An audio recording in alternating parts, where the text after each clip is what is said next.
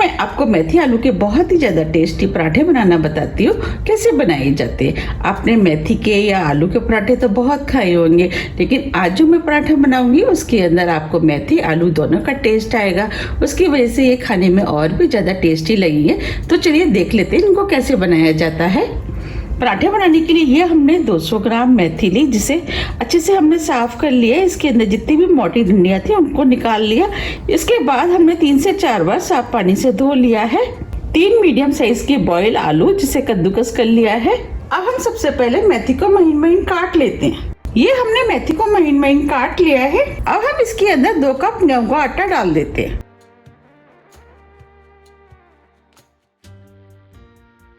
आधी टीस्पून अजवाइन को हाथ से क्रश करके डालेंगे, जिससे कि खुशबू अच्छी आएगी। अजवाइन डालने से पराठे खाने में बहुत ही ज्यादा टेस्टी लगते हैं।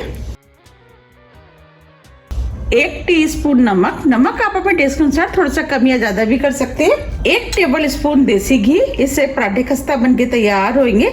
आप चाहें तो ऑयल का भी इस्तेमाल कर सकते हैं। अब सभी चीजों को अच्छे से मिक्स कर लेते हैं। अब ये सभी चीजें अच्छे से मिक्स हो गई हैं। ये हमने पानी लिया है, इसमें हम थोड़ा थोड़ा पानी डाल करके डो बना लेते हैं। पानी थोड़ा थोड़ा करके ही डालें, जिससे कि इसमें ज्यादा ना हो जाए। हमें इसका डो जैसे हम चपाती का बनाते हैं उससे थोड़ा सा सख्त बनाना है। ये हमने डो बना लिया है, बस हमें इसी टाइप का डो चाहिए। अब हम इस डो को थोड़ा सा और चिकना कर लेते हैं। अब इसके ऊपर थोड़ा सा घी डाल देते हैं और इस तरीके से हम डो को चिकना कर लेते हैं। अब ये डो चिकना हो गया है। अब हम डो को ढक देते हैं और 20 मिनट के लिए सेट होने के लिए रख देते हैं और आगे की तैयारी कर लेते हैं। जब तक डो सेट हो रहा है, हम पराठों में भरने के लिए आलू का मसाला बना लेते हैं। 1 टीस्पून लाल मिर्च पाउडर, आधी टीस्पून धनिया पाउडर, आधी टीस्पून भुना जीरे का पाउडर, आधी टीस्पून गरम मसाला, नमक स्वाद के अनुसार। अब हम पराठों को चटपटा और टेस्टी बनाएंगे। इसके लिए 1 टीस्पून भर के हम चाट मसाला डाल देते हैं। 1 हरी मिर्च आप अपने टेस्ट के अनुसार थोड़ी सी कम या ज्यादा भी कर सकते हैं। अगर आप बच्चों के लिए बना रहे हैं तो आप हरी मिर्च को स्किप भी कर सकते हैं। 1/4 कप हरा धनिया, इससे फ्लेवर अच्छा आएगा और पराठे खाने में भी टेस्टी लगेंगे। अब हम सभी चीजों को हाथ से अच्छे से मिक्स कर लेते हैं। अगर आपको मेरी रेसिपी पसंद आ रही है तो आप रेसिपी को लाइक कर दीजिएगा, और अभी तक आपने मेरे चैनल को सब्सक्राइब नहीं किया है तो आप चैनल को भी सब्सक्राइब कर दीजिएगा और बेल आइकन को भी प्रेस कर दीजिएगा, जिससे कि मैं जब भी नई वीडियो अपलोड करूं उसका नोटिफिकेशन आपको सबसे पहले आए। ये हमने सभी चीजों को अच्छे से मिक्स कर लिया है। अब हम इसमें से 1 बड़े नींबू के बराबर की स्टफिंग हाथ में ले लेते हैं। अब हम इसको इस तरीके से दबाते हुए बॉल बना लेते हैं।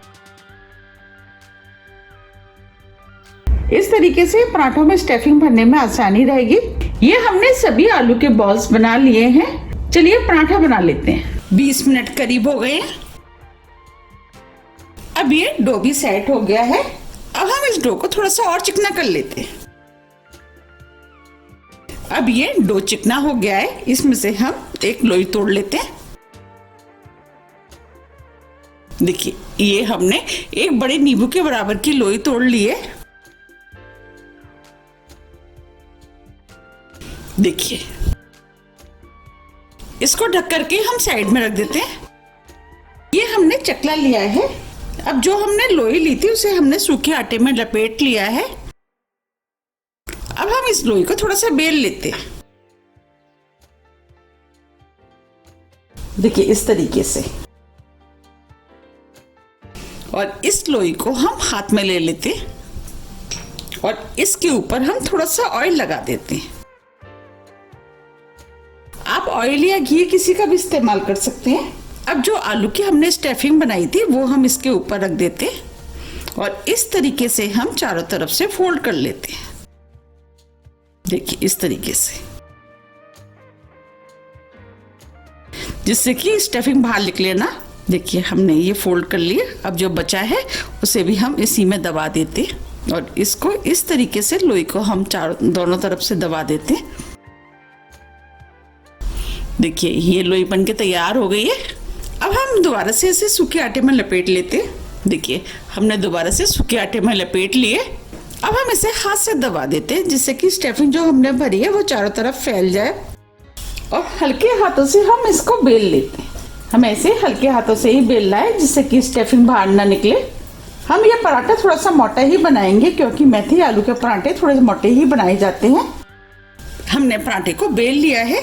अब मैं आपको पास से भी दिखा देती हूँ। देखिए हमें इस टाइप का मोटा बिला हुआ पराठा चाहिए। आप चाहें तो 2-3 पराठे इस तरीके से बना करके आप रख सकते हैं, इसके बाद सेक सकते हैं। और आप चाहें तो बनाते भी जाएं और सेकते भी जाएं।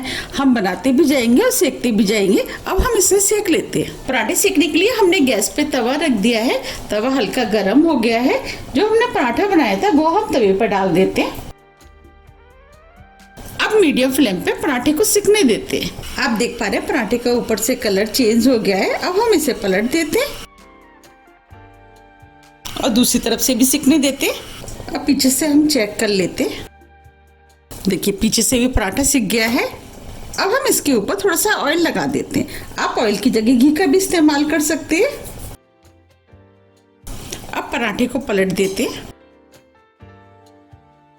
अब हम मीडियम फ्लेम पे हल्के हाथों से दबाते हुए इसे सेक लेते हैं। अब हम इधर से भी ऑयल लगा देते हैं। आप देख पा रहे कितना बढ़िया पराठा सिका है। और इसी तरीके से हम पीछे से भी सेक लेते हैं। ये पराठे खाने में बहुत ही ज़्यादा टेस्टी लगते हैं। और इस समय मार्केट में मेथी आ भी बहुत रही है। आप इसे बनाइए, आपको भी ये बहुत ज़्यादा पसंद आएंगे। आप चाहते हैं ना बच्चों के लंच बॉक्स में भी बना करके रख सकते हैं। बच्चों को भी ये बहुत ज़्यादा पसंद आएंगे। आप इन पराठों को अपने टेस्ट के अनुसार थोड़ा सा कम या ज़्यादा भी सेक सकते हैं। अब ये पराठा दोनों तरफ से सिक गया है। अब इसे प्लेट में निकाल लेते हैं। देखिए कितना बढ़िया सिक के तैयार हुआ है। अब तवे पे दूसरा डाल देते हैं। अब इसको भी हम बिल्कुल उसी तरीके से सेकेंगे जैसे हमने पहले सेका था।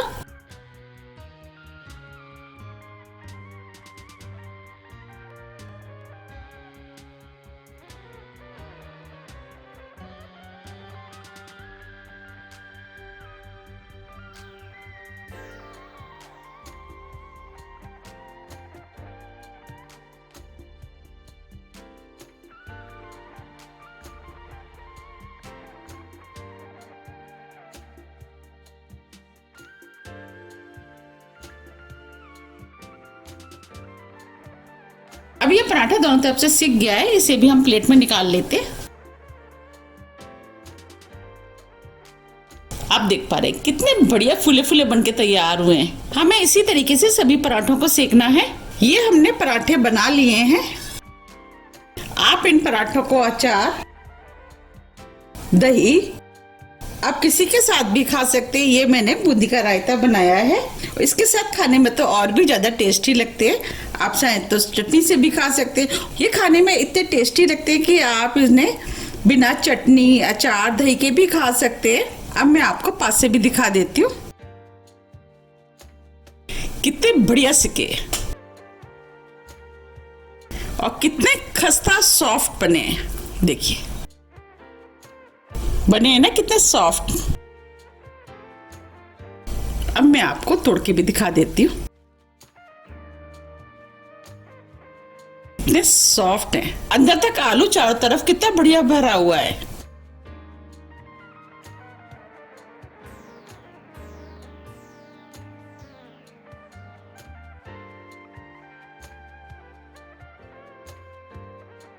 देखते ही हो रही है ना खाने की इच्छा, क्योंकि ये बनते ही इतने टेस्टी हैं। अगर आपको मेरी रेसिपी पसंद आ रही है तो आप ज़्यादा से ज़्यादा फ्रेंड और फैमिली के साथ शेयर कीजिए और मुझे कमेंट्स करके ये ज़रूर बताइए कि आप इसे कब बना रहे हैं। अगर आपको मेरी रेसिपी थोड़ी भी पसंद आती है तो रेसिपी को लाइक कीजिए, चैनल को सब्सक्राइब कीजिए और ज़्यादा से ज़्यादा शेयर कीजिए। अब हम फिर मिलते हैं इसी तरह की टेस्टी रेसिपी के साथ। जब तक के लिए नमस्कार।